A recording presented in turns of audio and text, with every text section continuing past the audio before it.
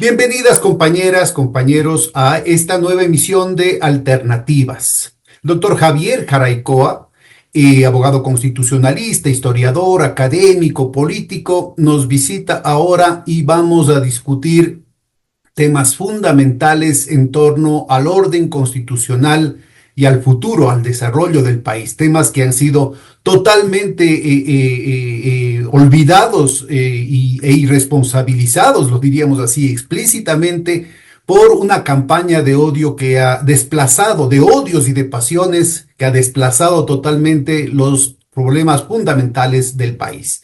Muchas gracias, Javier, por aceptar la Bueno, invitación. Bienvenido. muchas gracias por esta oportunidad, Pedro. Y mira, yo quiero empezar por justificar mi enfoque. Eh, Tú has mencionado, pues, mi especialidad es el derecho constitucional, ¿no? Modestia aparte, creo que soy el único en el país que tiene un doctorado en derecho constitucional. Es decir, no, ni siquiera en la Corte Constitucional tiene alguien que tenga este doctorado específico en derecho constitucional, ¿no? Lo tuve con excelentes calificaciones en España, ¿no? En Castilla-La Mancha. Menciono esto, pero bueno, eso es solamente para dar a entender el por qué y por qué puedo hablar sobre ese enfoque, ¿no? A ver, la Constitución es una norma eh, que acompaña al Estado moderno, ¿no? Pero no es una norma cualquiera. Siempre se dice la norma superior, etcétera, ¿no? Pero, ¿qué es lo que la hace especial entre el conjunto de normas? En primer lugar, es una norma que tiene raíces históricas, ojo, ¿no? Tiene raíces éticas, ambas, la historia y la ética, ética pública, la ética colectiva, cívica se llama también, ¿no?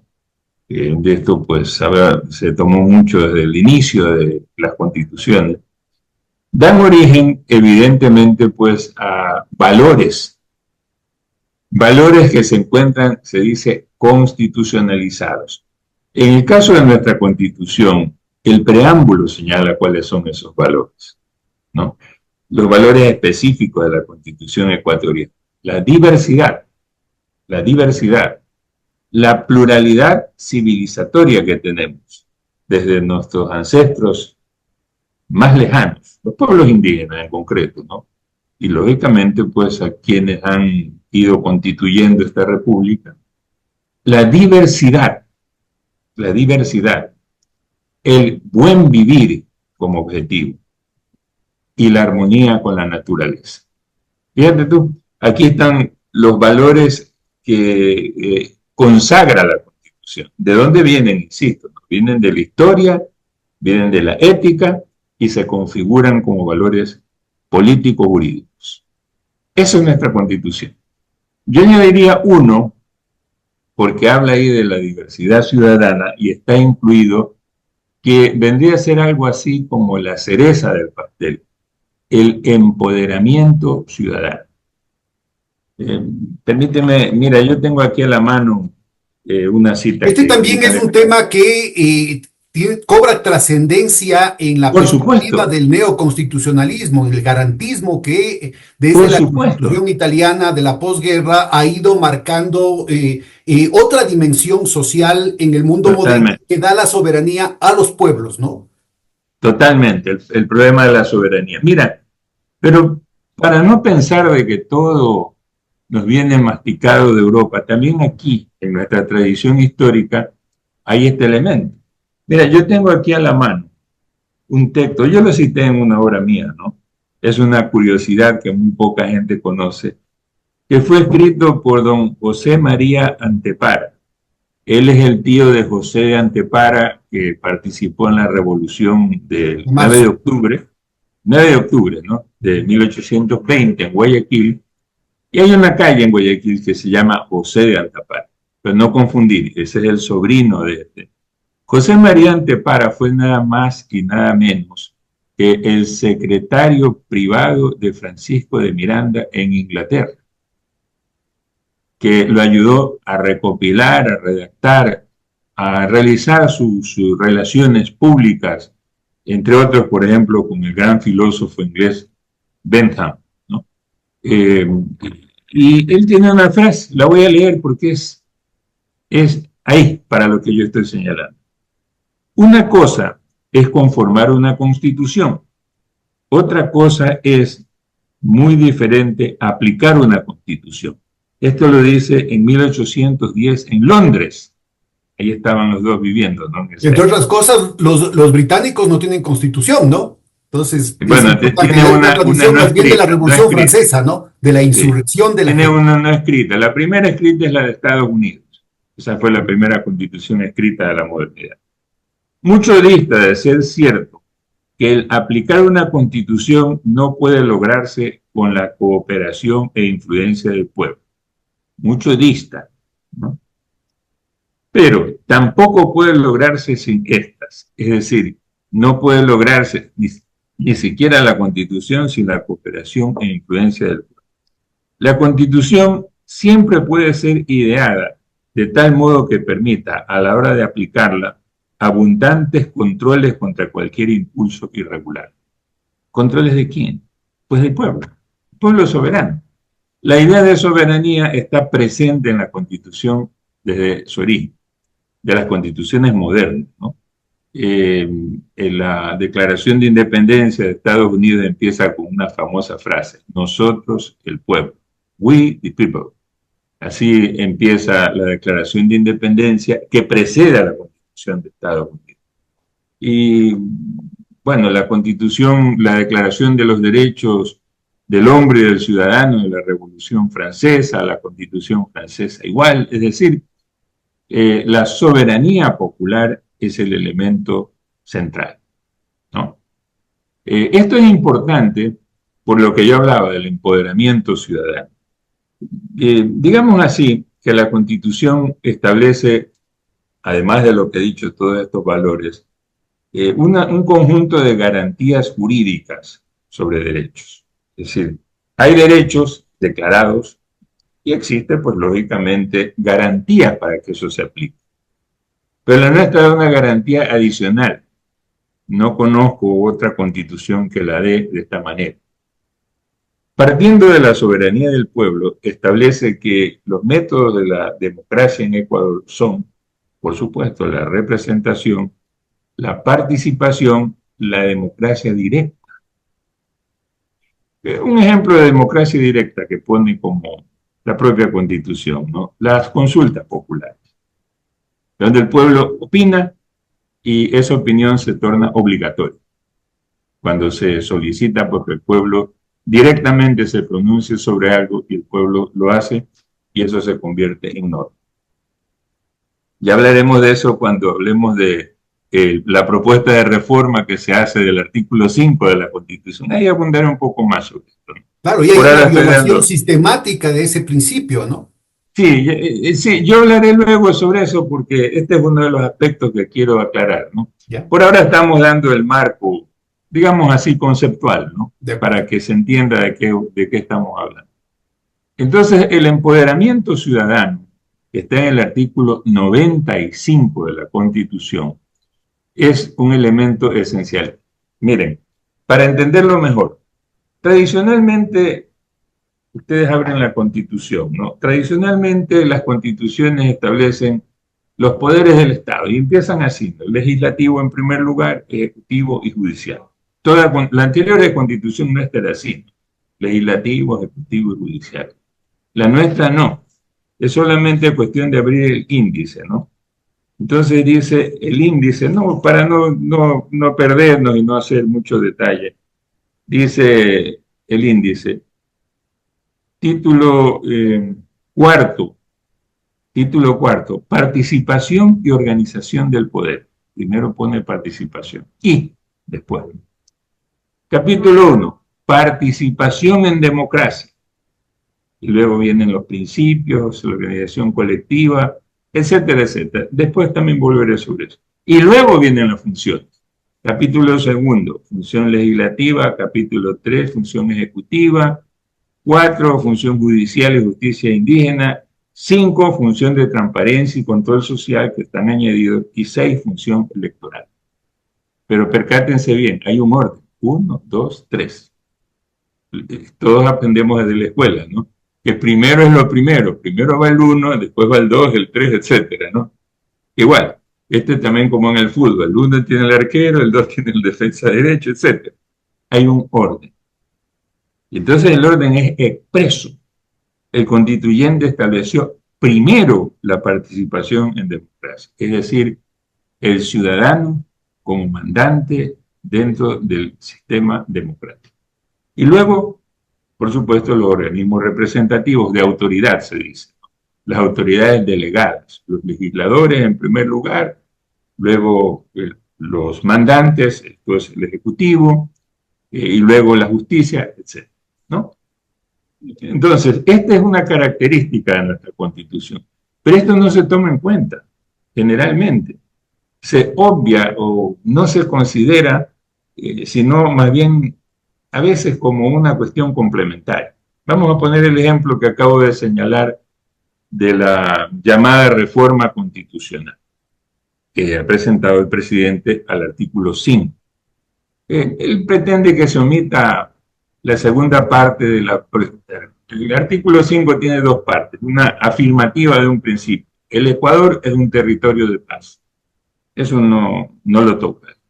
El Ecuador es un territorio de paz.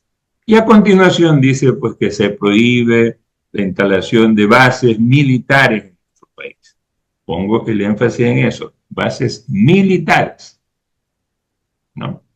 ¿Por qué pongo este énfasis de bases militares? Porque lo militar es lo contrario a una política de paz. Si tú estás usando la fuerza militar, estás usando el argumento bélico y no a la paz. Es una cuestión elemental. Lo contrario a la paz es el bellum, la guerra, como decían, para usar el viejo forma en que lo llamaban los romanos, bellum, la guerra, para usar nuestro castellano, la guerra, el uso de bélico, ¿no? Usos bélicos, como se dice también en los términos técnicos. Pues bien, aquí viene un problema. El problema es que también la Constitución, por eso lo dije, ¿no? Tiene un orden. A ver, yo quiero aclarar algo previo, ¿no?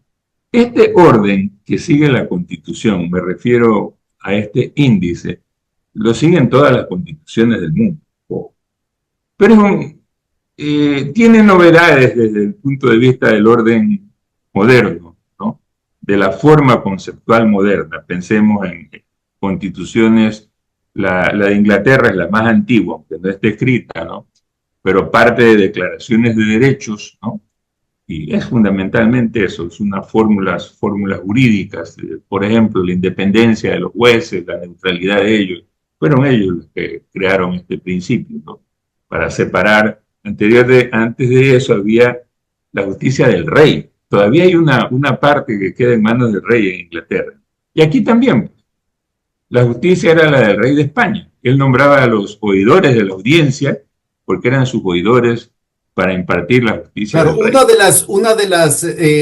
los avances de la modernidad es precisamente el ponerlo por escrito para que no esté al arbitrio del rey. Por eso yo insisto, Inglaterra no tiene constitución y juegan con las palabras y tienen un aparato de propaganda muy poderoso porque la corona, que supuestamente es un adorno, en realidad tiene una presencia fundamental en todo el deep state, en el escogitamiento de los ministros, en la conformación de la Cámara de Lores, en todo el tema de seguridad, en todo el tema de espionaje y en toda la política internacional, incluyendo y también en la parte las judicial. redes financieras. Este es un tema muy importante. Entonces, y por eso también yo creo en lo que es muy judicial. importante ubicar que en el caso del Ecuador es fundamental. Mira, yo no sé si te acuerdes, es interesante lo que acaba de decir de Inglaterra. No sé si te acuerdes cuando hubo el conflicto con los bienes de Venezuela que estaban en Inglaterra. Eso lo resolvía la Cámara que depende del rey. Es la Privy Council. Exacto. Por si acaso, para nuestra audiencia. Eso no es Para derecho nuestra común. audiencia es muy importante. Privy Council en realidad viene del francés, eran muy afrancesados los Sí, ingleses y hablaban francés hablaban francés, entre el sí. siglo X el siglo Los XI normandos y el impusieron, los XVI, ¿no? normandos. Pero hasta la época de Enrique VIII hablaban en francés y era En parte francés, de en la la corte. distinción el tema de seguir Sí. en francés. El Privy Entonces, Council era recuerda una ese institución, problema. este es un tema muy importante. Anecdótico, pero muy importante. Privy Sí, Council es el privilegio que tenían ciertos sectores de la oligarquía, de la nobleza, le dicen como un eufemismo, y de la iglesia, respectiva, en el caso de Inglaterra, ya anglicana, de estar presentes cuando el rey o la reina van al excusado. Este es, este es el nivel de intimidad. Pero sí, todo eso es no escrito. Pero quien sí, nada, no, verdaderamente sí, maneja, ese sí, es el Deep State, que ahora, ¿no es cierto?, por boca de analistas norteamericanos como Peter Dale Scott, por ejemplo, que ha escrito, que ha claro. sido un diplomático de largo tiempo, ahora ha empezado, ha dejado de ser un tema de la teoría de la conspiración y se ha constituido en un instrumento muy importante para entender la política y la geopolítica. Entonces, Sí, por eso, pero mira, esos poderes fácticos, como prácticos, así es. los del Privy Council en el caso de Inglaterra, pero aquí también los poderes fácticos, los que está ejerciendo el señor Noboa ahorita, ¿no es cierto?, están siendo parte precisamente de una situación que afectan los derechos de los Mm, ecuatorianos y afectan el ejercicio democrático formal. así es. Mira, para terminar esa parte de terminar con los ingleses y volvamos a nosotros, porque estábamos haciendo el origen de este tipo de tribunales del rey. A ver, vamos a diferenciar el derecho de los comunes, el common law, ¿no? El derecho de la gente, del pueblo inglés, llamémosle así, ¿no? Es un derecho que lo manejan jueces. Eso sí, esos jueces pelucones que usan la peluca, una toga, etcétera, son muy ceremoniosos en Inglaterra sobre eso, ¿no? Bueno, eso está a cargo de las normas que aparecen, que existen allá, que se van forjando, ¿no? Y también, pues, lógicamente, de la costumbre jurídica que allá se crea. Pero estos tribunales son tribunales de Estado, por eso son de la corona, ¿no? Entonces, ellos toman decisiones que competen, llamémosle así, al derecho administrativo público nuestro. Acá sería algo parecido al contencioso administrativo. Parecido, ¿no? Porque es el ámbito del Estado, de los intereses del Estado. Entonces, frente a esto se toman decisiones que evidentemente tienen un tinte político. Yo quiero recordar pues que retuvieron los bienes de Venezuela, ¿no? Que estaban en Inglaterra, recursos financieros en los bancos ingleses y se los traspasaron al señor Guaidó. ¿Sí recordarás, no? Claro. Bueno, ya. Pero acá pues los jueces, siguiendo la costumbre estadounidense, y en el resto de Europa continental son supuestamente neutrales e independientes. Forman parte de cortes, ¿no? Pero cortes que tienen un rasgo profesionalizante porque al mismo tiempo son funcionarios del Estado. Esto lo impuso, aparte de Estados Unidos, el propio Napoleón Bonaparte, el Ujú. funcionariado judicial. Todavía se habla aquí, ¿no? La función judicial, se dice, y se considera que hay una carrera judicial. ¿Sí? Todavía escuchamos esas palabras, la carrera judicial, la función judicial. Va a haber un concurso que falta para completar a la Corte Nacional de Justicia, por ejemplo, ¿no? Entonces esos son funcionarios que los va a nombrar el Consejo de Participación ahora, ¿no? En la nueva arquitectura de la Constitución ecuatoriana, a través de comisiones especiales que a su vez integran, ¿no? El Consejo de Participación, comisiones ciudadanas, entre comillas, que realizan un concurso de méritos y oposición. Ya. Pero aquí vienen los problemas, ¿no? Lo que yo decía. ¿Qué es lo que se reserva o reserva la Constitución ecuatoriana como soberanía del poder? Pues la capacidad del ciudadano, uno, de participar, pero la más importante a mi manera de ver es la del artículo 98, el derecho a la resistencia. Es decir, si sus derechos no son atendidos, los ciudadanos tienen derecho a expresar su resistencia a la autoridad. Fíjate tú, esto no existe en muy pocas constituciones del mundo. Y esto El más bien derecho, no de la tradición gringa, no de la tradición francesa, sino de la tradición española, ¿no? En la segunda sí, escolástica, la escuela de Salamanca, y sí, antes que eso, ¿no es cierto? Nicolás de Cusa, cura, arzobispo, Nicolás de Cusa es una figura. plantearon el problema de no solamente el derecho a la resistencia, sino hasta la posibilidad del regicidio, ¿no? De la justificación de asesinar al rey si es que El estaba más en contra de famoso los ejemplo intereses de de la derecho a nación. la resistencia en España fue la resistencia a los franceses, Claro. a Pepe Botella, el hermano de Napoleón, que lo impuso como rey, mientras los reyes... Bueno, y antes de eso está en la literatura, ¿no? Fuente Ovejuna, Por todos a supuesto, una. por supuesto, todas a una, ¿no? Pero ese es el más famoso, ¿no?, en la historia de España, es decir, se declaran en resistencia a las juntas. Ahí aparece la junta del 10 de agosto también en Quito, Claro. para Que además, rechazar. recordemos de este tema, ¿no? El 10 de agosto no es por cualquier cosa. Recuerden que Manuela Cañizares obliga a que se lo haga eso a últimas horas de la noche, porque el 10 de agosto de 1792 es cuando se decretó en la Revolución Francesa la República. Es cuando Así se es. acabó el reino. Entonces, es muy simbólico que a pesar de que la correlación de fuerzas no daba para arriesgar, ¿no es cierto?, el pellejo, ya habían intentado algo en 1808 con el tema en diciembre de 1808 y no les resultó porque llegaron las fuerzas represivas, lo hacen justamente para dar una señal de que el propósito era constituir un nuevo tipo de país y en el que los propios marqueses, protagonistas de la sonada, renunciaban a sus privilegios. Y ahí es muy Bueno, importante ahí hay la dos cosas. constitución de Acuña de 1812, que recupera también, por eso decía yo la La tradición PEPA, francesa, la que PEPA, la PEPA, ¿no? Que es justo el 19 de marzo de 1812 se emite la constitución en la que participaron José Mejía José María Lequerica, Lequerica, Joaquín de Olmedo y una Juan José, cantidad de José Joaquín de latinoamericanos Olmedo y Vicente Rocafuerte no alcanzó a asistir, porque ¿no? Pero yo creo que sí, es ya muy regresó importante el explicar, porque monarca esas incluso. tradiciones, como bien mencionabas, no es No solamente las lo que se nuestras. masticaba en Europa, sino la tradición de aquí de América, de una América mestiza, en la que se recogían muchos principios y muchos valores de la vida comunitaria, la Mira, vida de los esa es una pueblos antigua. originarios de acá, ¿no? Yo me doctoré precisamente en Toledo, que fue la capital imperial de España inicial. Es una tradición visigótica. Ujú, Eso viene de la época de los visigodos. Los visigodos nombraban a sus monarcas dentro de la nobleza de ellos, ¿no? Pero también los podían deponer. ujú, También los podían, por supuesto, los nobles, ¿no? Los nobles podían deponer a sus reyes y lo hacían. Y lo hacían de una manera curiosa, se llamaba decalvarlos, los rapaban. Y eso significaba que habían perdido el poder. Eso es una anécdota interesante, el decalvamiento.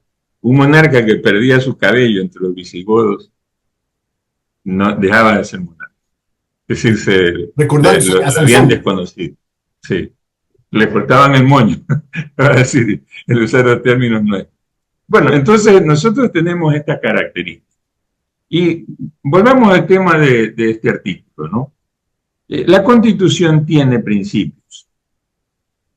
También volvemos nuevamente al índice, porque es sencillo, aquí está organizado. A ver, índice quiere decir en latín precisamente eso, ¿no? Lo que indica un orden. Por eso es que hay libros, los libros sagrados, también los libros sagrados y las leyes romanas eran así. El título, el capítulo, el título, y todos vienen en letras romanas, perdón, en números romanos, si te has dado cuenta. Título 1 está en números romanos.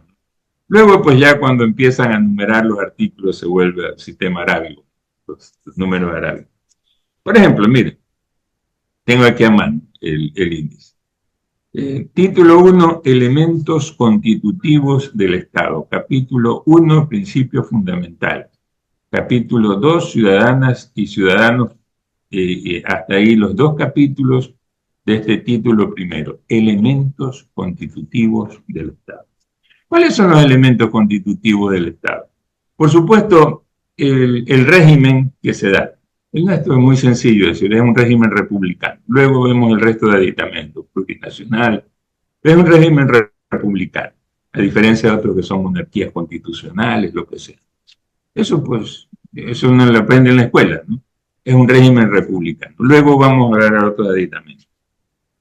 El artículo 1 define pues el Ecuador de un Estado constitucional de derecho, de justicia,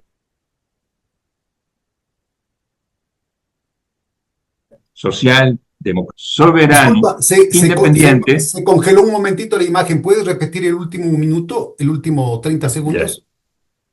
El Ecuador es un Estado constitucional de derechos y justicia, social, democrático, soberano, independiente, con énfasis en estas dos palabras, unitario, intercultural, plurinacional y laico.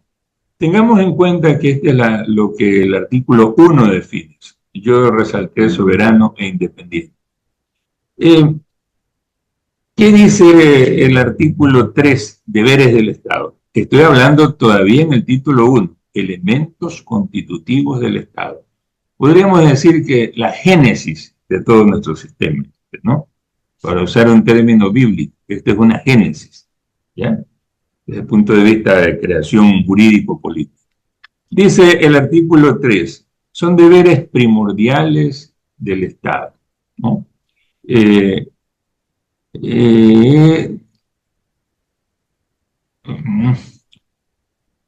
Promover. 7, proteger el patrimonio natural y cultural, ¿no? Pero el 2 nos dice garantizar y defender la soberanía nacional. Nuevamente, la soberanía que está en el artículo 1, deber del Estado. Deber del Estado. El primer deber del Estado es garantizar el goce de los derechos establecidos en la Constitución. Por supuesto, un Estado de derecho, el primero son los derechos. Ahora, este es un punto que me parece muy importante insistir sobre el concepto de soberanía, porque la abogada Palencia, que acaba de ser rescatada por Construye, ella dice que tiene títulos, bueno, todos los doctorados en Derecho Internacional, Derecho Constitucional, Derecho al Derecho, Derecho Derechista, todas esas cosas, pero no tiene ningún empacho en confundir ciudadanos con súbditos. Precisamente una de las diferencias fundamentales del Estado moderno y democrático es que los ciudadanos no somos súbditos. Ella puede ser súbdita, quién sabe de qué intereses. Súbdito quiere decir bajo el dictamen. Aquí no estamos bajo el dictamen de nadie, sino que el poder reside, la soberanía reside en el pueblo ecuatoriano. Y lo que está cometiendo el gobierno, lo que han venido cometiendo estos 3 últimos gobiernos, es un atentado contra la soberanía del pueblo ecuatoriano. Es muy sencillo, Pedro, ¿no? También pues yo hago historia, ¿no? Súbdito implica sujeto a alguien, vasallo de él. Ese era el término, eran vasallos del rey, ¿ya? Súbdito. De los monarcas, en la época bajo el dicho, bajo la orden. Exacto. Sujeto a alguien, ordenado por alguien, y vasallo de esa persona, inferior a él. El término del Estado moderno es ciudadano. Ciudadano, ¿no? Ese era el apelativo que usaban los franceses y eliminaron todos los títulos, el ciudadano plano de tal. La ficción legal de que todos somos iguales ante la ley. Exacto, exacto. Que sigue siendo una ficción, ¿no? Pero por lo menos nos pero esa ficción sigue siendo importante porque, por supuesto, aquí está en el capítulo 2, ciudadanas y ciudadanos. No voy a hablar de eso porque solo lo menciono, ¿no? Pero la soberanía implica justamente quién detenta el poder. A ver, cuando Thomas Hobbes, este era un filósofo político que inaugura la filosofía política moderna. Otro británico, te gustan mucho los británicos, ¿no? Bueno, yo leo bastante de todo. Me gusta también Maquiavelo, es decir, me gusta mucho la filosofía política clásica, ¿no? Thomas Hobbes escribió una obra que se llamaba El Leviatán. Leviatán era un gigante bíblico, ¿no? Es decir, en medio de la guerra civil que se daba en ese momento en Inglaterra, él dice pues que el Leviatán representa algo superior a todos nosotros. y le dota de dos símbolos, un báculo y una espada. El báculo, le explico, ¿no? Es una especie de bastón de poder que usaban los profetas del Antiguo Testamento, ¿sí? Demostraba su capacidad de jueces. Los profetas eran también jueces en el Antiguo Testamento. Y la espada, bueno, la espada es el poder militar, ¿no? Entonces, la justicia y la fuerza. La justicia y la fuerza. Dos, hay una obra famosa de un filósofo francés, Michel Foucault, Vigilar y castigar. Fíjate tú, ¿no? Vigilar el báculo y castigar la espada. El poder coercitivo, el poder judicial y el poder coercitivo. Este es el Estado moderno, dice Hobbes, el que detenta el poder, ¿no? Esta visión primera del Estado moderno es sustituida por la visión contractualista. Aquí ya aparece el ciudadano. Vemos el más famoso, de Rousseau, ¿no? Es el más conocido. Son algunos realmente los que escriben sobre este tema. Locke también escribe sobre el tema, ¿no? Y ahí ya aparece el ciudadano, con la idea romana, del habitante de la ciudad, el que llevaba en sus manos el demos, el pueblo, como decían en la antigua Grecia. Pues bien, entonces hay una transición del yo. ¿Cómo empezaban las cédulas reales? Yo, fulano de tal, y ponía todos los títulos, rey de Castilla, Aragón, etcétera, etcétera, ¿no? De Sicilia, así decían los reyes de España, porque tenían todos esos títulos, ¿no? Todos esos señoríos. Bien, son sustituidos por lo que los descubrieron los estadounidenses, nosotros, el pueblo, we the people. Nosotros, los habitantes, que somos los detentadores de la soberanía, hemos decidido esto, ¿no? Aunque fuese por interpuesta persona, aunque fuese a través de representantes, pero lo hacían en nombre del pueblo. Esta es la ficción a la que tú te referís. Entonces, bueno, eso pues se fue perfeccionando, por supuesto. Pero abandonemos eso y volvamos, ya que hablé de la soberanía, ¿no? Pero la soberanía en el Estado de Derecho se complementa con otra idea. Por eso hablé del báculo y la espada. La supremacía de la norma, la supremacía de la justicia y del derecho en un territorio. En este territorio manda la Constitución y la ley de los ecuatorianos, todos. No solo a los ecuatorianos, también a los extranjeros radicados aquí. ¿Sí? Este es el gran problema, ¿no? Central. Mira, hay una cuestión muy interesante, ¿no? Cuando García Moreno, Gabriel García Moreno, todos sabemos que era una figura egregia del catolicismo, ¿no? Internacional incluso. Pero García Moreno no es una figura solo de Ecuador, realmente tuvo una proyección. Quisieron hacerlo santo, ¿no? Hubo una campaña internacional de muchas décadas por hacerlo santo. Sí, por hacerlo santo, así es. García Moreno celebró el concordato con el Vaticano. ¿Cuál era la intención? ¿Qué era el concordato? El concordato era un acuerdo, un pacto con el Vaticano, por medio del cual él cedía algunos aspectos de la soberanía a la Iglesia Católica y al Vaticano. Siempre se dice, entregaba la educación, sí, es verdad, pero no era ese solo el problema. Aquí a veces nuestros historiadores reducen, los historiadores que hacen una historia pequeña, ¿no? Lo que pasa es que entregó la educación a la Iglesia Católica.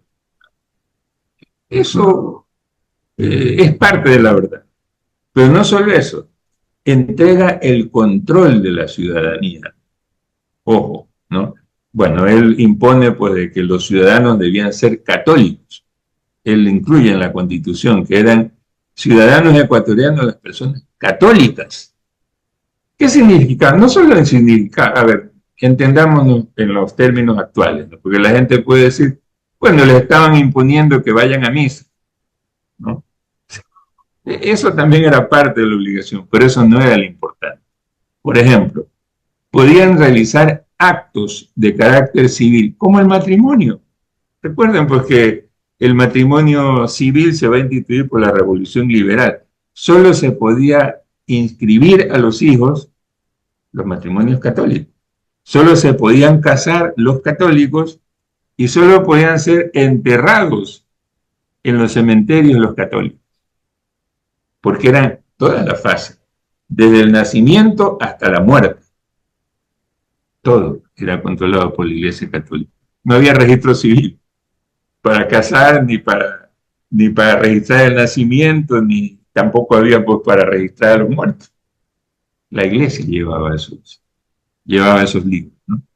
Por eso es que establecer, por ejemplo, la identidad de personas en el siglo XIX, hay que ir a los archivos de las iglesias, cuándo nació, en qué lugar nació, quiénes eran sus padres, etc.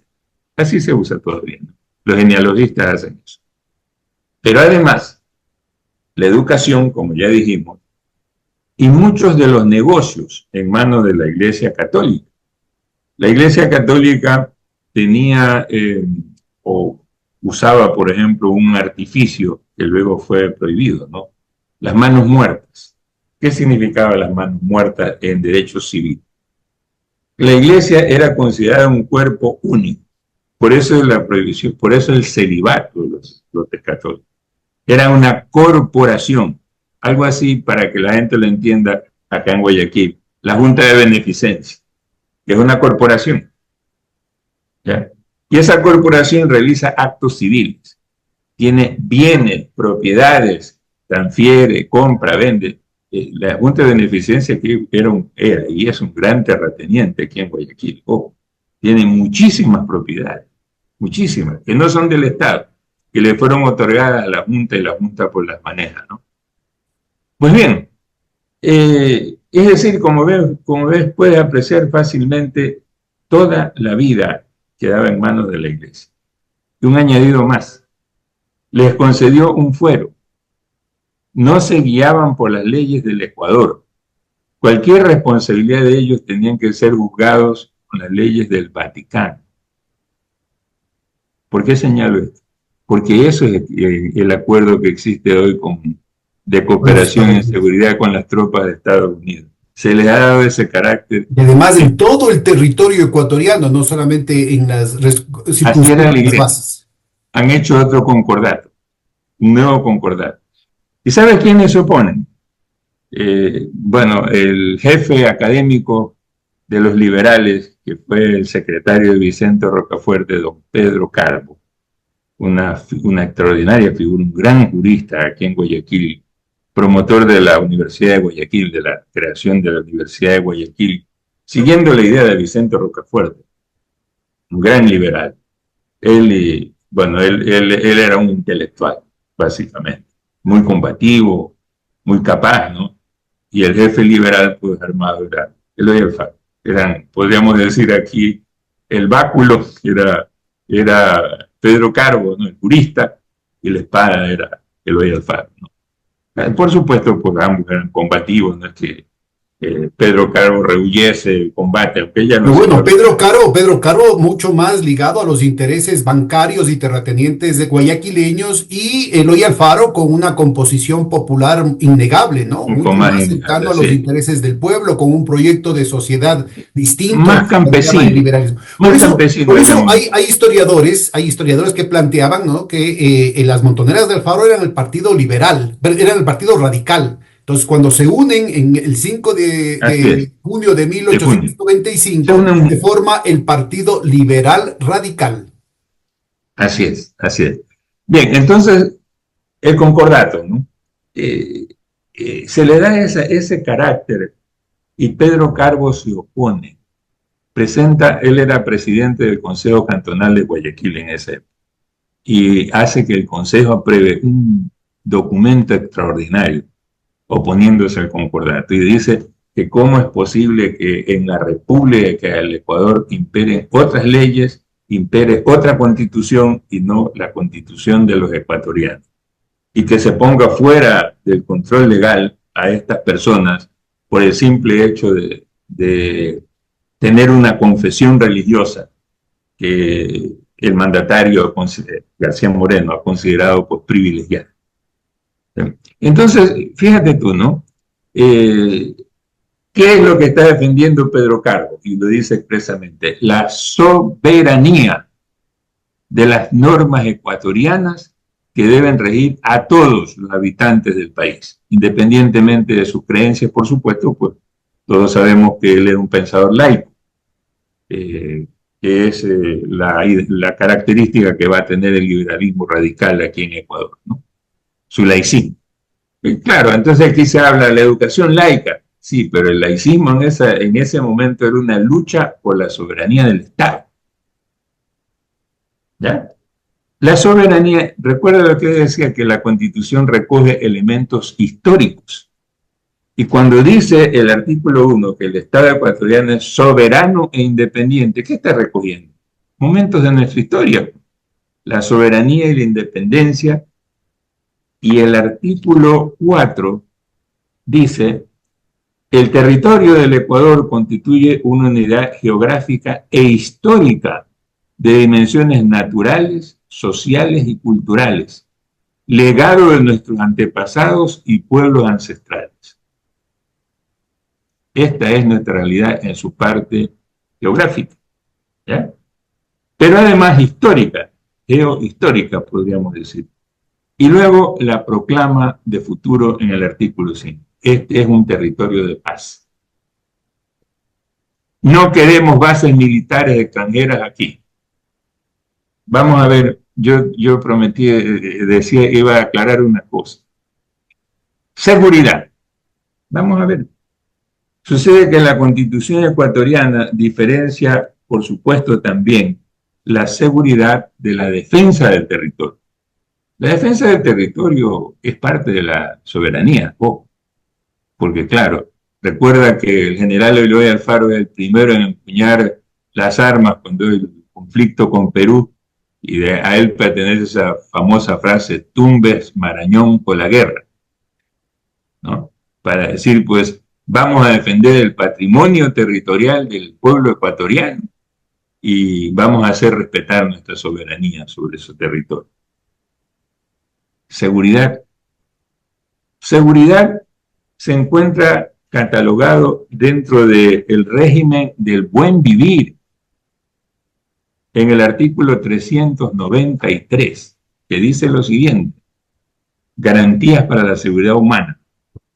El Estado garantizará la seguridad humana a través de políticas y acciones integradas para asegurar la convivencia pacífica de las personas, promover una cultura de paz y prevenir las formas de violencia y discriminación y la comisión de infracciones y delitos.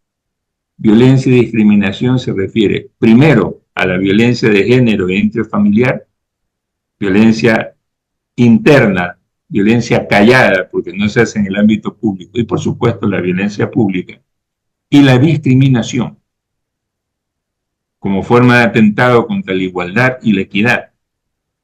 Y luego vienen las infracciones y delitos, y la comisión de infracciones y delitos. Prevenir. La planificación y aplicación de estas políticas se encargará a órganos especializados en los diferentes niveles de gobierno. Es el Estado el garante de la seguridad humana. Recuerda que lo mencioné también en el artículo 3, ese es su deber. Es el deber del Estado ecuatoriano. Pues bien, para la seguridad siempre es posible tener políticas de cooperación. Ojo, no quiere decir que no pueda existir cooperación internacional. Yo escuchaba ahora que venía a la oficina, ¿no?, en la radio, estaba escuchando la radio de la Asamblea, ¿no? Y entrevistaron a un general del ejército. Y el general mencionaba, pues, que hemos recibido vehículos de China, los hemos recibido de Estados Unidos. Vengan de donde vengan, son bienvenidos. Es una forma de cooperación, que es una forma de solidaridad, si se quiere, internacional, ¿no? Bienvenida, de donde venga, ¿no? Cuando hay incendios forestales, cuando hay terremotos, viene la cooperación. Toda cooperación es bienvenida. Y por supuesto, nosotros también tenemos la obligación de dar nuestra cooperación cuando hay momentos, y podemos hacerlo, hay momentos de problemas en otro país. Es una fórmula de la convivencia de la política internacional. Pero una cosa es eso, la cooperación, que es también un principio dentro del derecho internacional público, y otra cosa es que se entregue la gestión de lo que corresponde al Estado ecuatoriano, de las garantías, en este caso a la seguridad, a otros. ¿Y por qué digo esto? Yo señalé que eran bases militares lo que se pretende eliminar allí. Los militares tienen o actúan a través de un comando. Toda fuerza militar tiene un comando, ¿verdad? Pues hablemos de Estados Unidos. Estados Unidos tiene un comando sur, se llama Comando Sur, aquel que se encarga de América del Sur, de Latinoamérica, por decirlo, desde el río Bravo hasta la Patagonia. Ellos son, se creen, quienes deben encargarse de esa parte de América, que ellos consideran que es América. Los estadounidenses tienen una curiosa forma de denominarse, y ellos se denominan americanos. Si tú vas al extranjero, no ves embajada de Estados Unidos, embajada de América. ¿Sí? No sé si te has dado cuenta de eso, ¿no? Y ellos se llaman americanos. Pues nosotros somos americanos también. Americanos somos muchos, ¿no? Somos un solo continente. Pero bueno, pero lo que ellos esconden aquí es su vieja hegemonía, que la proclamó desvergonzadamente Monroe, el presidente Monroe. América para los americanos, que en realidad pues era América para el control de los norteamericanos, más exactamente de los estadounidenses. El Comando Sur es el que se encarga de definir la estrategia continental de defensa. Hace pocos días salió en las redes, ¿no?, una declaración, es una mujer la que dirige el Comando Sur de Estados Unidos de América. No recuerdo. Laura Richardson. Exacto. Que ella hablaba pues de las riquezas que existen en el continente americano y se refería así muy suelta de hueso. El petróleo venezolano, el litio en Bolivia, Argentina, ¿no? Que son riquezas de los americanos, ¿sí? que hay que proteger de este continente. Y por supuesto, aquí viene el problema, ¿proteger de quién? Recordemos que es un comando militar, entonces ellos actúan con... ¿Cuáles son los criterios que usan los militares? Peligros, amenazas y cómo garantizar pues precisamente el dominio o el control sobre esos peligros y amenazas. Cómo tener respuestas rápidas, que incluyen por supuesto pues la vigilancia militar. Y eso es lo esencial. ¿Cuál es la amenaza para ellos? Todos lo sabemos, es China. Ellos lo dicen abiertamente, es China, que hoy día está pues presente en América Latina. Bueno, el problema es que conjuntamente con la payasada de Noboa en torno a la supuesta chatarra soviética, se mostró que también quieren cortar los lazos con el mercado soviético, exsoviético en general, ¿no? Con Rusia, pero también con otros países de la zona. Con lo cual matarían lo fundamental del mercado externo ecuatoriano, pues. Es que lo de Rusia, es que Rusia y China, bueno, estuvieron peleando en la época del comunismo. Hoy han encontrado un punto común en el BRICS. Casi una hermandad entre los dos, una alianza estratégica que hay realmente entre Rusia y la República Popular China, con dos regímenes sociales diferenciados.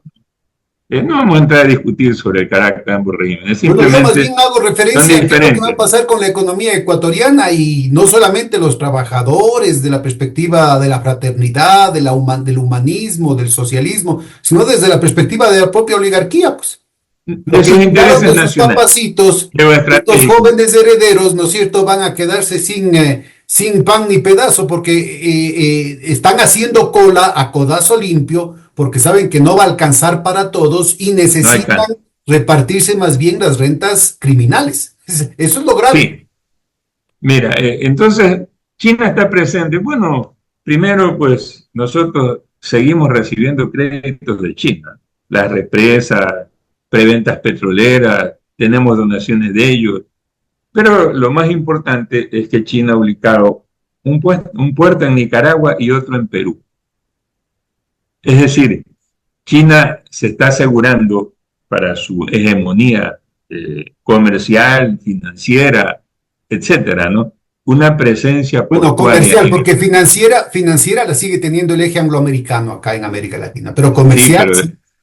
sí, pero están creando un banco del BRIC justamente y China hace préstamos. Ojo, muchas de las construcciones que hemos hecho nosotros de obra pública en la época de Correa fueron financiadas por la banca china. Ujú. Los chinos lo financiaron. Pero en Eso, términos de hegemonía financiera, no, te todavía, puedo por dar con supuesto, datos, hay toda un América sistema Latina sigue siendo Bretton controlada Woods, por el capital especulativo angloamericano. y eso está desde el diseño de Bretton Woods, tras la Segunda Guerra Mundial, ¿no? Los acuerdos de Bretton Woods. Bien, pero ya ellos advierten precisamente esta nueva presencia, un peligro, un riesgo, una amenaza, ¿no? Y curiosamente, esto no lo sabe la gente. En Estados Unidos se aprobó una ley, hay una ley que ya está aprobada por el Congreso de Estados Unidos, está vigente, que se llama la cooperación con Ecuador. Ojo, donde se establecen parámetros para la defensa de los intereses estadounidenses, por supuesto, a partir de Ecuador en América Latina.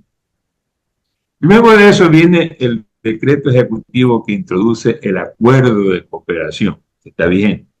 Y ahora viene esta reforma.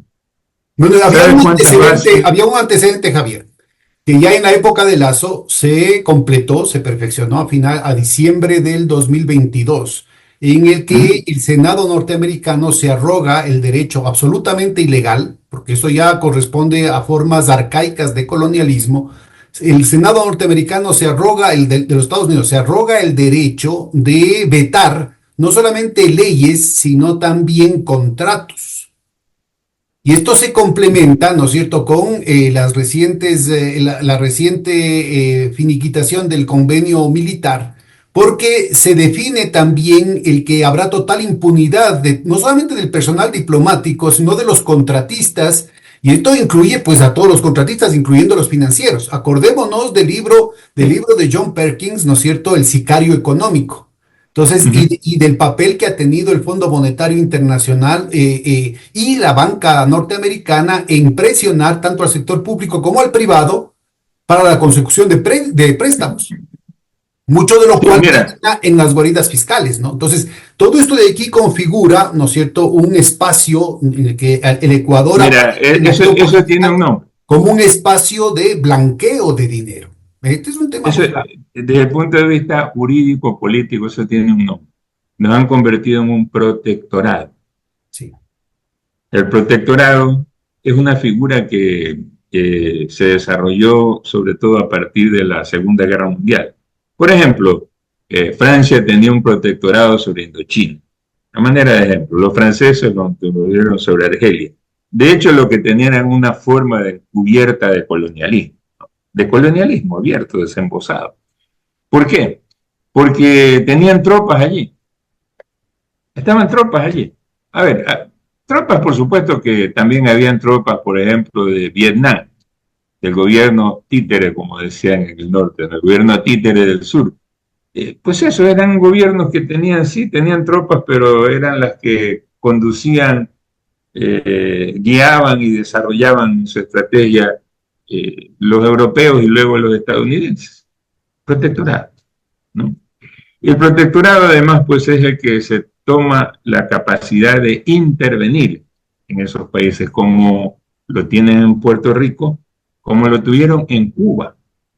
En Cuba tenían también Y en Haití, ese pues, parte de la tragedia de Haití en nace Haití. precisamente de esa tutela, de esa intervención de los Estados Unidos que destrozó la sociedad civil, destrozó el aparato productivo y generó instituciones para extractivistas, ¿no? Para extraer recursos hacia En, cierto sector de la oligarquía gringa, en Panamá, en también, Panamá. en Panamá, hasta que llegó Torrijos, me puso un poco de orden en Panamá también.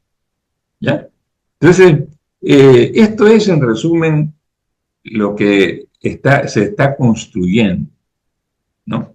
Entonces, el problema es que muy suelta de huesos, la Corte Constitucional ha dicho, eh, esa pregunta pues, es una reforma parcial. ¿Qué es una reforma parcial? La reforma parcial, su nombre lo dice, ¿no? De una parte de la Constitución. Pero sucede que la Constitución es un todo integral porque debe interpretarse, así lo manda la Constitución, de forma sistemática, dice, integral, por tanto. Y se lo ha hecho, la propia Corte lo ha hecho, por ejemplo, cuando hizo la interpretación sobre el matrimonio libre, hizo una interpretación sistemática, ¿no? No solamente del articulito donde decía pues que el matrimonio es entre un hombre y una mujer. No, no, entonces hizo una interpretación sistemática, ¿no? Eso sería una forma restrictiva de entender, etcétera, etcétera. Así es como deben entenderse las constituciones actualmente. Pues bien, he dado lectura minuciosa a las veces que se señala lo que es soberanía. Ah, me faltaba una todavía, ¿eh? Me faltaba una más. Cuando habla de política internacional, ¿no? Se establece pues, cuál es la política del Estado ecuatoriano y, y se establece que uno de sus principios es precisamente el de oponerse a todo tipo de presencia extranjera. Mira, título octavo, Relaciones Internacionales, Principios de las Relaciones Internacionales. Las relaciones del Ecuador con la comunidad internacional responderán a los intereses del pueblo ecuatoriano, al que le rendirán cuenta sus responsables y ejecutores y en consecuencia, cuatro, promueve la paz, el desarme universal, condena el desarrollo y uso de armas de destrucción masiva y la imposición de bases o instalaciones con propósitos militares de unos estados en territorios de otros. ¿Cómo no entender que es todo un principio articulado a lo largo de Cuando la norma distintos es clara, textos? ni siquiera requiere interpretación. ¿Cómo es posible que la Corte diga que es una simple reforma y que puede mandarlo, por tanto, a la Asamblea? Claro, la Asamblea luego debe hacer un referéndum sobre esto, ¿no? Pero el problema es que ya pone en cuestionamiento para desarmar todo este texto, porque como hemos estado, es un texto que contiene varios. Sucede con los principios, recordemos, por eso mencioné esto de los principios, de la estructura del Estado, ¿no? La estructura fundamental del Estado. El principio, como su nombre lo dice, es el principio, donde todo comienza. Así como dice también la Biblia, ¿no? Que al principio era Dios y creó el mundo. Ese es el principio. Estoy poniendo este ejemplo muy sencillo porque es la forma en que se construye una lógica que va a ser consagrada incluso ya en idioma filosófico por los griegos, los romanos, ¿no? Principios.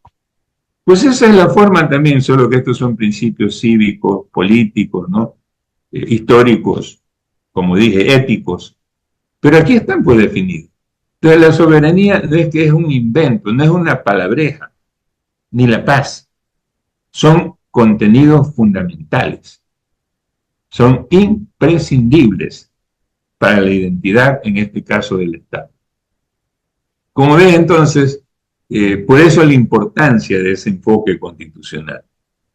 Y lo que está en juego no es cualquier cosa, es perder nuestra soberanía, convertirnos en un protectorado, no confundir con la seguridad incluso. Yo creo que si Estados Unidos desea darnos una mano en la lucha con el narcotráfico, está bien. Que diga, vamos a cooperar con ustedes en esto, perfecto. Vamos a entregarles equipo, vamos a dar adiestramiento. Me parece que sí. O sea, yo no tendría objeciones si se tratase solamente de un tratado de cooperación que tiene límites, no vamos a hacer esto durante tanto tiempo. Perfecto. Probablemente lo requiramos también, no solo de ellos, ¿no? Cooperación, seguridad con todos los que nos puedan ayudar en eso, para frente a esta ola de violencia, de criminalidad, etcétera, ¿no? Es verdad, ¿no? De repente sí necesitamos ayuda, apoyos, Así pero es. para eso se hacen pues los tratados de cooperación. Claro, sin ceder Sencillo. soberanía y además en De condiciones de soberanía. legalidad, no vaya a ser que pase. Recuerda que en la cooperación entre la DEA y la CIA con el gobierno mexicano, hubieron estos operativos rápidos y furiosos, no me refiero a la película, sino a varios operativos, y en esos varios operativos, las propias cabezas de estas agencias de inteligencia, entre comillas, de los Estados Unidos, convocados por el Senado de los Estados Unidos, tuvieron que reconocer que habían entregado dinero, armas y alta tecnología de espionaje con dinero del gobierno mexicano a los carteles de la droga, especialmente a Jalisco Así Nueva es, Generación. Entonces, así es. hay que ser muy Fernando. cuidadosos con eso, no es que es la panacea, ¿no? Y acordémonos también que los No, choneros prosperaron en las narices de la base de Manta precisamente en esos años que estuvimos ahí con la base. Eso lo dice el Alto Comisionado de las Naciones Unidas para el Crimen Organizado en un sí. reporte de 1900 del año 2023, ¿no? Pero yo me refiero a que se puede celebrar, por De supuesto, acuerdo, un con, tratado. con Todo Interpol, tratado con todo el requiere, mundo. todo tratado requiere ser además ratificado por la Asamblea. Es decir, se pueden hacer observaciones a los tratados. Están bajo un cierto control, ¿no? Porque la Asamblea Pero es un aquí control. básicamente la cosa está muy, muy grave porque ya la cesión de soberanía se ha hecho en este y en otros planos, es decir, con respecto a los arbitrajes internacionales, a los Lo bonos lamentable, azules en las insisto, Galápagos. es que, por ejemplo, la Corte Constitucional, cuando se presentó a sí mismo el proyecto de cooperación de seguridad de Estado, que ya estaba la ley vigente en Estados Unidos, y se lo presentó, la Corte dijo que no requería debate en la Asamblea porque no era un tratado internacional. ¿Sí? Fíjate las cosas cómo se han ido maquinando. Y ese es el problema, que la Corte Constitucional en la arquitectura de la Constitución de Montecristi lastimosamente queda con impunidad, ¿no? Nadie, no tiene que responder ante nadie. Eso es lo grave.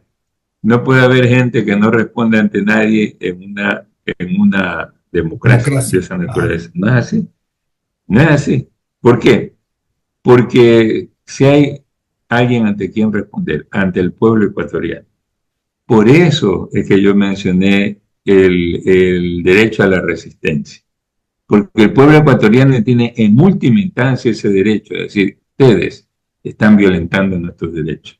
Ustedes no están respetando nuestro mandato cuando votamos la Constitución de Montecristi. ¿Sí ves? Esa es la importancia de ese empoderamiento ciudadano, esa reserva, ¿no? Porque los textos pueden estar muy bonitos, pero los textos son solamente esos textos, ¿no? Que nos dan la esperanza de que sí se puede hacer algo. Yo soy abogado y si me traen un caso yo tengo que defenderlo y tratar de ganar. Pero eso no quiere decir ni que lo voy a ganar obligatoriamente, ni que con eso voy a resolver el problema general. Probablemente pueda rescatar algo, o pueda hacer algo, en cierto sentido, remediar algo, digamos, en ese sentido, ¿no? Pero esto ya es un problema ciudadano. ¿Qué es lo que está en juego entonces? A mi manera de ver, está en juego el hecho de que se desmembre totalmente la Constitución. Y entonces ni siquiera tendremos ya ante quién quejarnos. ¿Cómo vamos a quejarnos ante una corte que ha dicho, no, eso ya está resuelto? Ya no podemos revisar eso, pues ya está resuelto. Eso se llama en derecho constitucional stare decisis. Ese es un término latino que lo usan los gringos. En Estados Unidos usan la Corte Suprema de Estados Unidos. Quiere decir estar a lo que ya se ha resuelto. La jurisprudencia. Eso ya está resuelto, ya no se puede Claro, pero cambiar eso. en el derecho anglosajón, precisamente por lo que estábamos comentando, ¿no es cierto? La existencia, para justificar la existencia de estas normas no escritas y en última instancia la arbitrariedad del Deep State representado por el Privy Council y la Corona, tienen esta primacía de la jurisprudencia por encima de la norma escrita. En cambio, en el derecho latino, del cual tenemos esa matriz, del cual venimos, en el cual está estructurado y troquelado, diríamos, todo el sistema jurídico normativo del Ecuador, desde la norma suprema hasta la Es más legalista, es ínfima, legalista es escrito. y es legalista. Es decir, Ya no es se remite legalista, yo más. ahí pondría un signo de interrogación, Javier, porque en la Constitución, precisamente por ser una Constitución Es garantista, así. dice, no es necesaria la norma, o sea, no es necesario estar formalmente legalistas, porque lo que tienen que cumplirse son los derechos, son los Sí. principios. Entonces, Es ya que no es mira, tan aquí legalista. viene, ¿por qué hablaba yo? ¿No? A qué me refería yo? No te olvides, porque además ese es mi trabajo aquí, ¿no? La Constitución ecuatoriana dice que la Constitución es la norma de normas y que por eso su último intérprete es la Corte Constitucional. Pero si la Corte Constitucional merma los derechos, pues entonces ¿a dónde quedamos? ¿No? Y tenemos un Consejo de Participación Ciudadana. ¿Existe acaso? Estoy hablando, para los concursos existe, porque en los concursos se juegan otros intereses, los concursos para candidatos, para eso existe, ¿no? Pero para participación ciudadana, Es nada. terrible, terrible. Entonces, decías, Gustavo, Sí, mira, yo quisiera pasar a abordar otro tema, ¿no? En el tiempo que nos queda, pero me quiero cerrar esto con otra lectura, sí. que es lapidaria para este tema. El capítulo cuarto de este título se refiere al Estado, a la administración pública. Régimen de competencias, se llama, ¿no? El capítulo cuarto. El artículo 261 dice, el Estado central tendrá competencias exclusivas sobre, uno, la defensa nacional, protección interna y orden público. Tremendo, ¿no? Es tremendo, ese es el lapidario. Para cualquier intento de mantener esta... insisto, yo no me explico cómo la Corte Constitucional por unanimidad haya resuelto. Esa es una simple reforma parcial. O sea, ¿dónde está la interpretación? Es que no es la primera vez, lo ha hecho No, una serie de barrabasadas, por ejemplo, con el tema de los arbitrajes internacionales, yéndose explícitamente en contra del artículo sí, 418, el 19, el 20, el sí, 21, el 22. sí. Eso es un tema que habrá que tratar aparte. Bueno, pero mira, yo quería referirme ahora a otro Bueno, pero tema. antes de pasar en este punto, tú hacías referencia al derecho a la resistencia. ¿Cuáles son los Sí, mecanismos que están abiertos para que la ciudadanía pueda mira, evitar que se siga yo estoy perpetrando este escribiendo infame de lesa patria? artículo para una revista española justamente en estos días. Pero voy a decir, simplemente veamos lo que nos dice la Constitución, ¿no? Muy rápidamente, y explico luego una o dos cosas sobre ese tema, ¿no? El artículo 98 de la Constitución, insisto, esto se refiere a la participación y luego organización del poder. Es importante señalar dos cosas. Previamente incluso voy a leer el artículo 95, que es tremendo para esta idea. Mira, el artículo 95 dice lo siguiente. Los, las ciudadanas y ciudadanos, en forma individual y colectiva, participarán de manera protagónica en la toma de decisiones, planificación y gestión de los asuntos públicos y en el control popular de las instituciones del Estado y la sociedad y de sus representantes en un proceso permanente de construcción del poder ciudadano.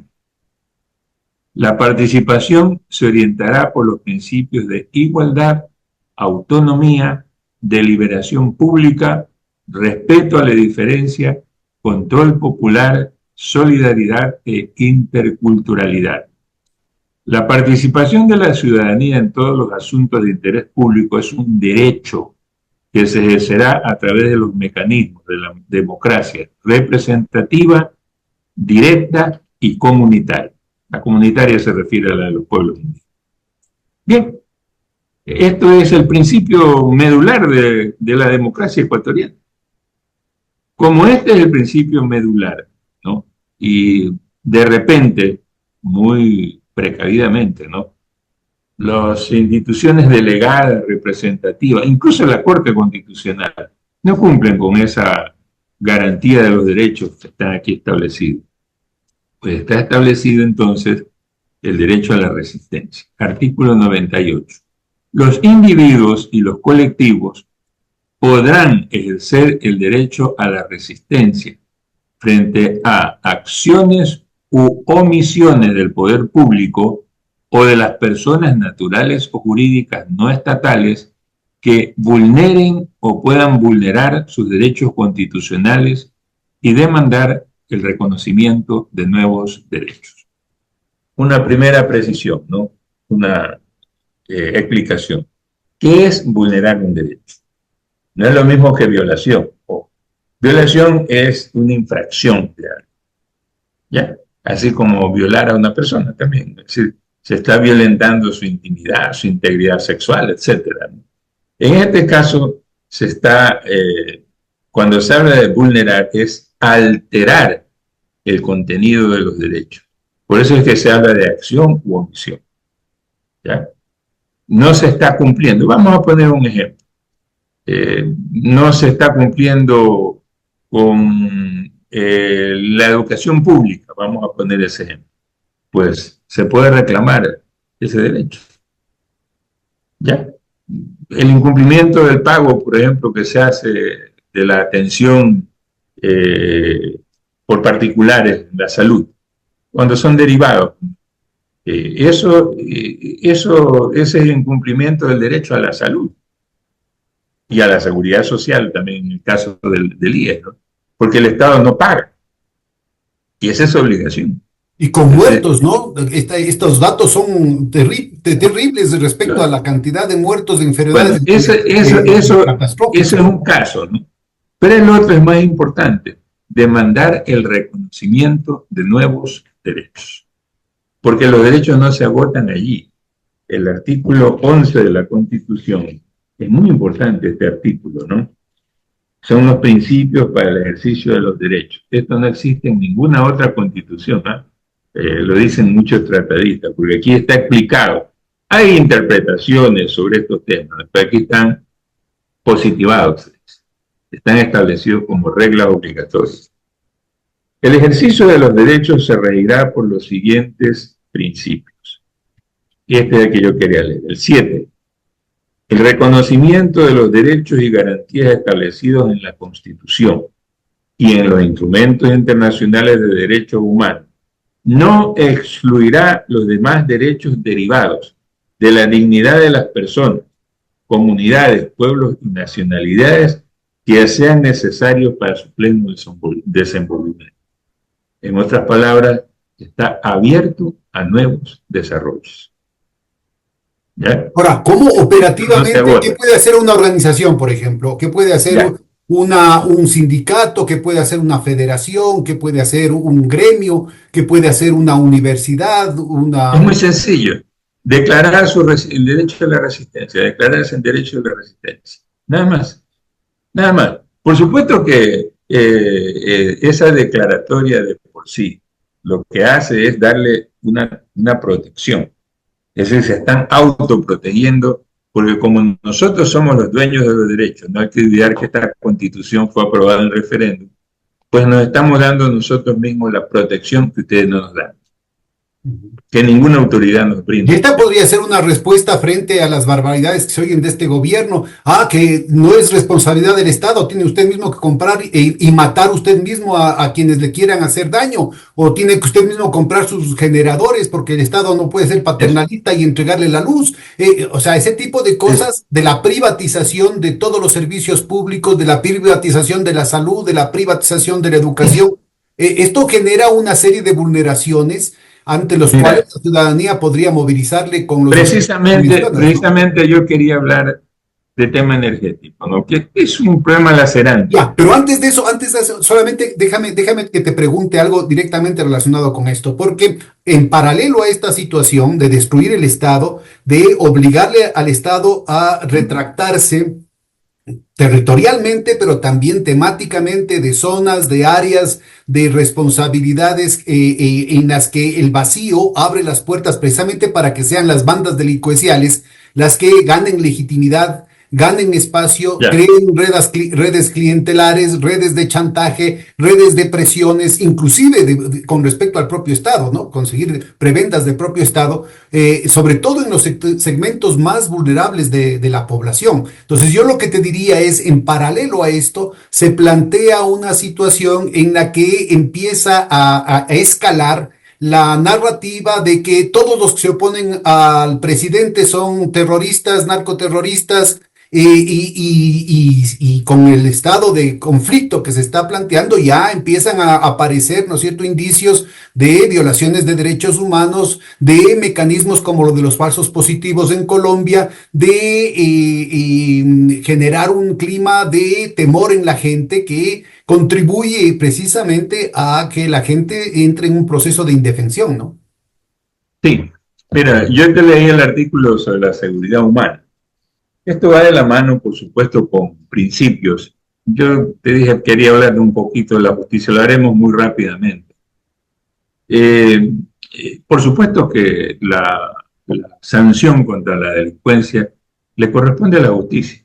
Eso no cabe discusión. Es la justicia la encargada, pues, justamente de Pero sancionar. dentro de la Constitución y la ley. Por supuesto, a eso iba, ¿no? Respetando, pues, principios que son además universales. Mira, yo te voy a poner un ejemplo flagrante de una cosa que está pasando y no sé, no, a veces algunos colegas no se percatan de eso. En estos días pues se habla mucho del tema de los procesos bullados que se están llevando contra tres personas de distinto origen. Con distinto origen me refiero ideológico. Jorge Glass, Wilman Terán y Muentes. Son personas de distinto filiación política, etcétera. Todos ellos están detenidos, o estuvieron detenidos en la prisión de La Roca, alta seguridad. Inclusive podría hablarse del hijo de la vicepresidenta, ¿no? Que le llevaron por una cuestión menor Eso, a La Roca. eso está prohibido. ¿Por qué? Porque ellos están en proceso apenas de inicio de sus procesos judiciales. Están en detención preventiva, ojo, ¿no? Es decir, todavía se presume su inocencia. ¿Para qué es la prisión de La Roca? Es de alta seguridad para cumplir una pena. ¿Cómo puedes tú mezclar a personas que están, vamos a poner un ejemplo sencillo, ¿no? Que están como alguien que debe alimentos, que sí, que debe pagar los alimentos y que el proceso que establece la ley dice que, bueno, incluso ahora dice, para el caso de alimentos, primero hay que hacer, antes de hacerles el apremio, se dice, mandarlos a la cárcel, hay que convocarlos a una audiencia para que el juez, la jueza les diga, a ver, tienen que pagar, si no, vamos a ponerles una sanción. No se puede como antes ya llevarlos a la cárcel. Pero bueno, pero son pues en condiciones, digamos, más light, para usar un término común, más suave. Es una detención preventiva, ¿no? No es una pena todavía. Lo mismo pasa con estas personas. Yo no estoy entrando a juzgarlos. No quiero, yo soy muy cauteloso en eso, porque si yo no conozco el caso, no lo estoy dirigiendo, no puedo tener todos los elementos para decir es culpable, inocente. No. Sigo con atención en lo que allí se pronuncie, pero del procedimiento yo sí sé. Yo sé que no se puede tener a las personas que están en detención preventiva en una cárcel de alta seguridad, por ningún motivo. A ninguno de los tres. Ojo, no he hecho diferencia por eso entre ellos, ¿no? No sé, el señor Muentes era social cristiano, ¿no? Pero tampoco podía habérselo hecho con el hijo de la vicepresidenta, así sean tampoco, los días. Tampoco. Entonces, esto ya es un ejemplo de arbitrariedad por los jueces. Fíjate tú, son los jueces los que hacen esto, los que los envían a ese lugar que es un lugar de detención de delincuentes de alta peligrosidad, junto con los Fito, que se escapó más bien de él, ¿no? Con cualquiera. Es decir, como si fueran terroristas, para usar el término actual. No, pues a ellos no se les puede aplicar eso porque tienen la presunción de inocencia todavía ellos, hasta que no haya la sentencia. Una vez que se lo sentencia, se acabó la presunción de inocencia, pasan a ser PPL, personas privadas de libertad se llama. Así se usa esta reducción. PPL, personas privadas de libertad, que tienen derechos también en la Constitución.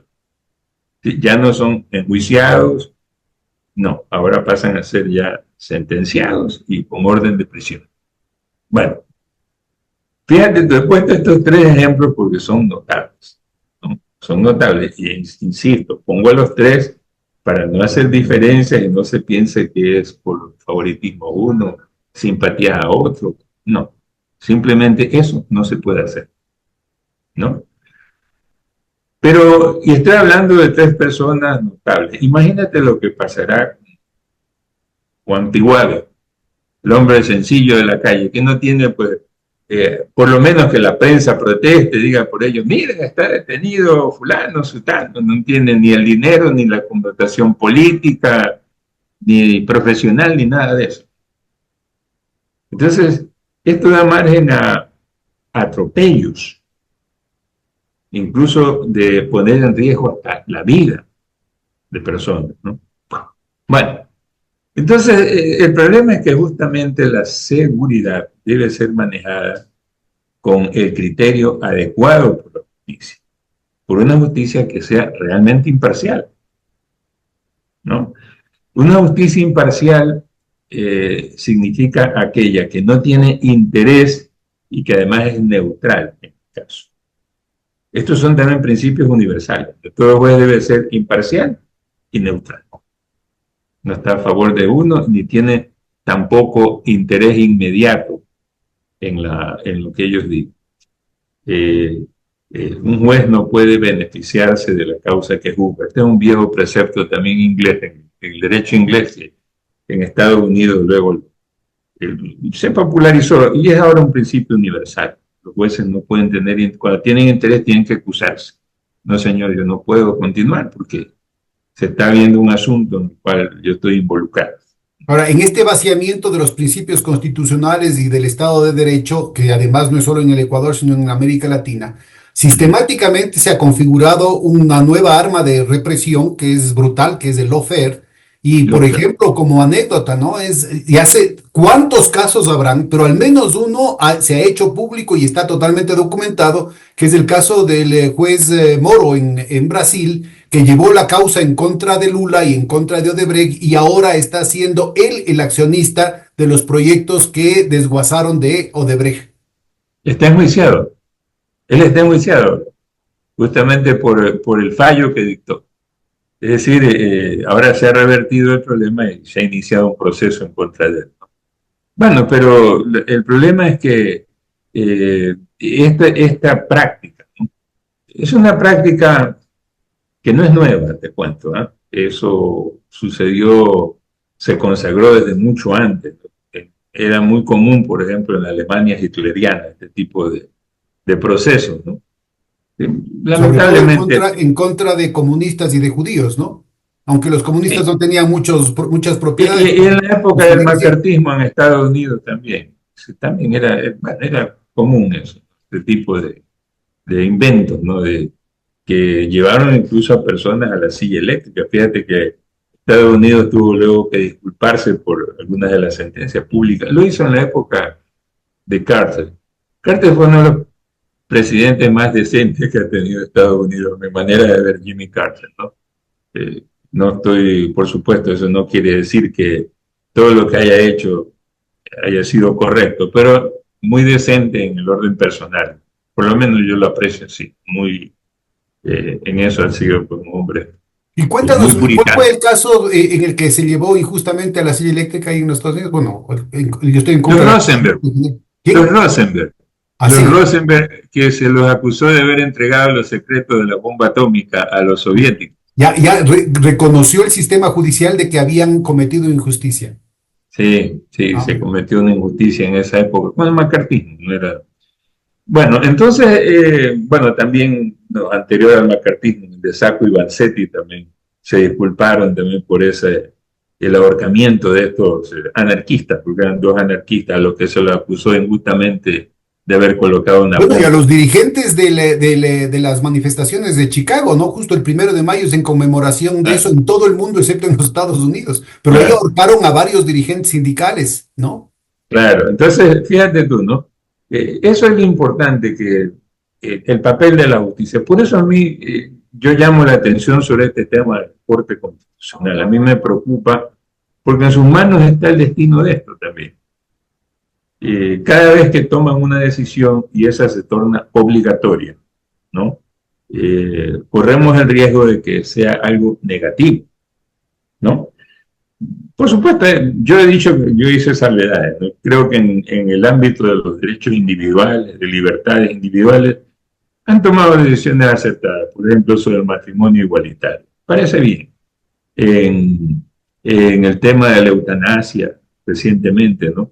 Pero son problemas individuales que afectan, digamos así, a libertades individuales de personas, que es importante eso, ¿no?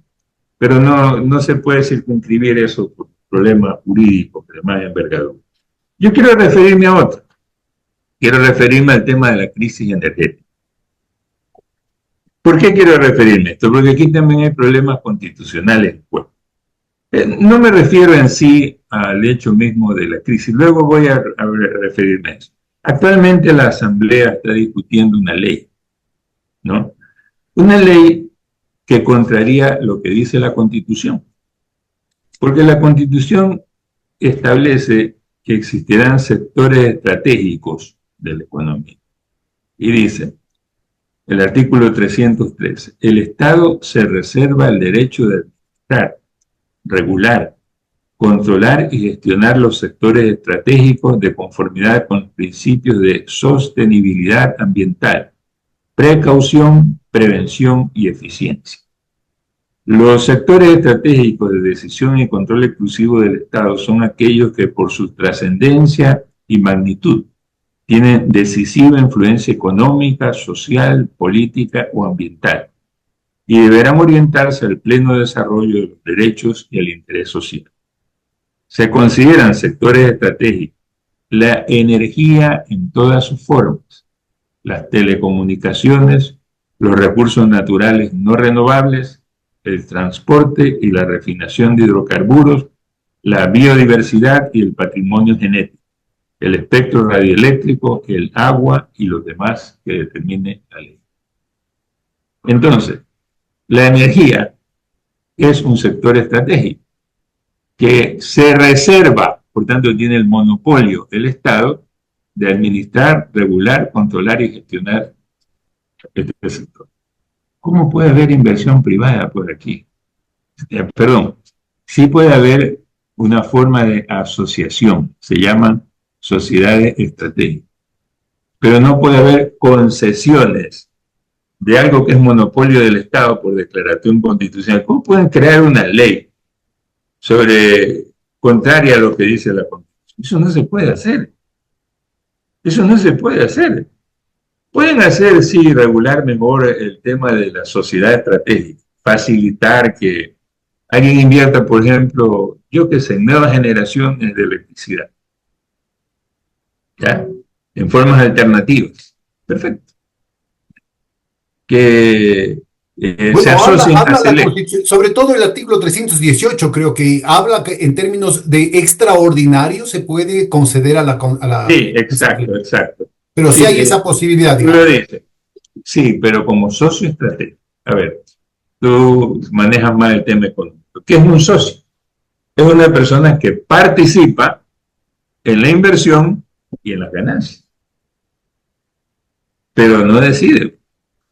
Porque si tú tienes un socio estratégico, no es que le vas a decir, porque aquí está prohibido, el Estado es el que se encarga de regular y administrar.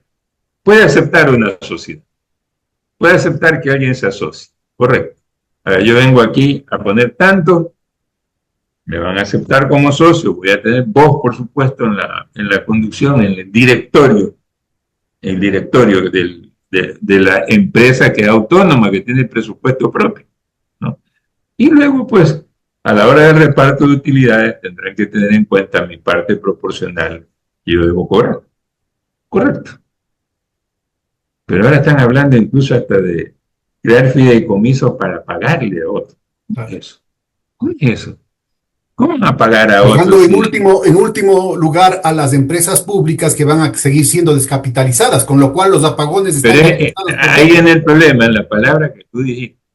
Es que el problema grave y que los ciudadanos no saben es que piensan que el problema es que el Estado no ha invertido. El Estado no tiene nada que invertir, las empresas tienen que invertir, ellos tienen cantidad para eso, tienen recursos. Se ha dicho, yo no tengo el dato exacto, comprobado, pero lo he visto en opiniones, en la prensa, que a Selec se le trajeron más de 400 millones de dólares y a CENEL algo igual. Es decir, casi 1.000 millones entre las dos empresas de EDETE. Y tampoco voy a hablar del destino, solo voy a hablar un poquito sobre eso, porque nunca nos han explicado qué se ha hecho con ese dinero. Al pago la Bueno, el deuda está mecanismo bien. es muy sencillo. Y bueno, El y a Ministerio de cubrir el hueco Finanzas, que dejan los grandes oligarcas que no han pagado impuestos, empezando por la familia del propio presidente a Noboa, que ver, no ha pagado de 155 repente, millones. el Ministerio de Finanzas ha retirado eso. Se dice, leía una declaración de Joffre Campaña que decía, eso lo han hecho para pagarle deuda externa. No sé, no sé, ¿no? Porque quien debe determinar eso es la Contraloría. Es la Contraloría quien debe decir, a ver, le han retirado este dinero y eso no pueden hacer porque esas son tasas. Me voy a referir al tema de tasa. Ahora sienta mi parte jurídica. Yo tengo aquí una sentencia de la Corte Constitucional, ¿no? Esta sentencia es del 2009. El caso, lo explico rápidamente porque para ver cuál es la relación. El caso es que cuando se construía el nuevo aeropuerto de Quito, ¿no? Eh, la, el municipio de Quito estableció a Quipor como empresa concesionaria y Quipor fue la que contrató con la empresa constructora, ¿no? El municipio le entregó todo el poder a Quipor para que haga un convenio, un contrato con la empresa constructora y empezaron a cobrar las tarifas, las tasas que se pagaban en el aeropuerto, que eran altísimas.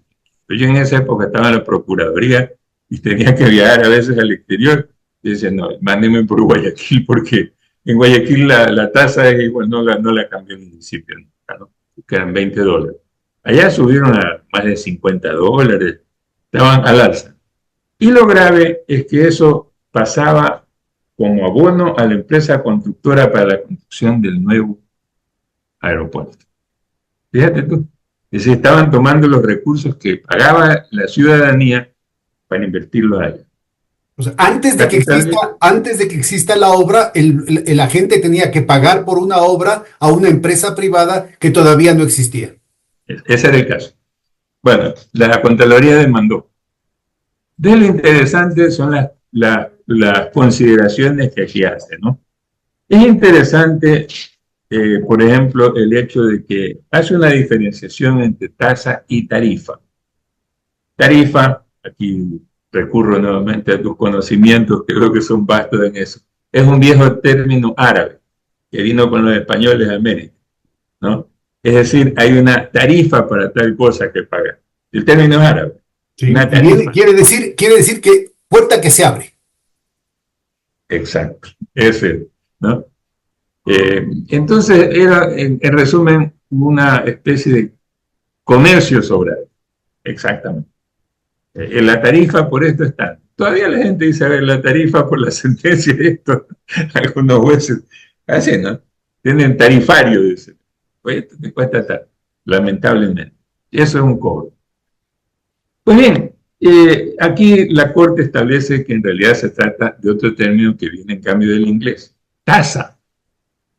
Es una tasa en realidad. No importa, dice que se denomine tarifa. ¿Por qué? Dice, debe entenderse de cuando la tasa nace de la ley, es decir, está regulada por ley. La ley, no, la tarifa es comercial, yo pongo la tarifa. Así como el juez que te decía, no tanto cuesta tal cosa. Esta no. La ley dice que hay que pagar esta tasa. Yo te voy a poner otro ejemplo. Cuando yo fui procurador, también se hablaba mucho de eso. para firmar los contratos que se hacían con las empresas exteriores, y esas debían pagar una tasa por el servicio de revisar el contrato, que dejaba bastantes recursos, ¿no? La Contraloría tenía algo similar, pero era para la institución. Estaba establecida pues en reglamento, ¿no? Que pagarán una tasa del 1% por el monto del contrato. Le tenían que pagar. Es una tasa. La Corte resolvió que el cobro en el aeropuerto es una tasa, porque se trata, creada por ley, ordenanza en este caso, ordenanza municipal, que es norma inferior, para solventar el servicio, en este caso aeroportuario, que es un servicio del Estado, porque el Estado tiene el monopolio de eso. Bien, es interesante, voy a leer algunas partes, ¿no? De lo que aquí dice. Tenemos unos 5 minutitos nomás. Ya, es una cuantificación del servicio público. Las tarifas se definen como una racional determinación de los costos mediante el aseguramiento de los activos de las entidades de servicio público con el fin de garantizar su financiación, ajustando las tarifas a los cambios de los costos reales. ¿Para qué? Para sus propias inversiones. ¿Ya? Entonces, esta tasa que cobra SELEC, ¿no? Es para, en este caso, la venta que va a hacer, ¿no? Y CENEL, que nos cobra a nosotros, a los usuarios, a los ciudadanos, los que pagamos. Cobra esos recursos que son para invertirlo en la obra. En otras palabras, la tasa ya tiene destino, aparte pues, de los costos. Cuando hablo de mantenimiento, hablo de los costos de mantenimiento de equipaje. Bueno, tú sabes que toda la maquinaria se deprecia y que hay que invertir pues, en repararla, en sustituir piezas, etc. Hay que mantener, en resumen, es como un carro, ¿no? Tengo que cambiarle, yo que sé, amortiguadores, lo que sea, para que siga funcionando, ¿verdad? Entonces, para eso existe este pago. Eso está incluido en lo que nosotros pagamos, aparte pues, del costo mismo del servicio a las personas que laboran, etc. Ya. Pues bien, el problema es que de eso aún quedan todavía para invertirlo, porque son empresas. Pero el plan de inversiones no se ha cumplido porque se ha descapitalizado esa empresa. El Estado, lejos de ayudar, ellos ayudarían con no hacer nada, sencillamente dejar que hagan su obra y fiscalizarlo siempre, ¿sí? Porque tampoco pueden usar el dinero como ellos les dé la gana. Eso también es un peligro. También la Contraloría debe vigilar eso. Pero el problema es que cumplan pues, con su presupuesto de inversiones.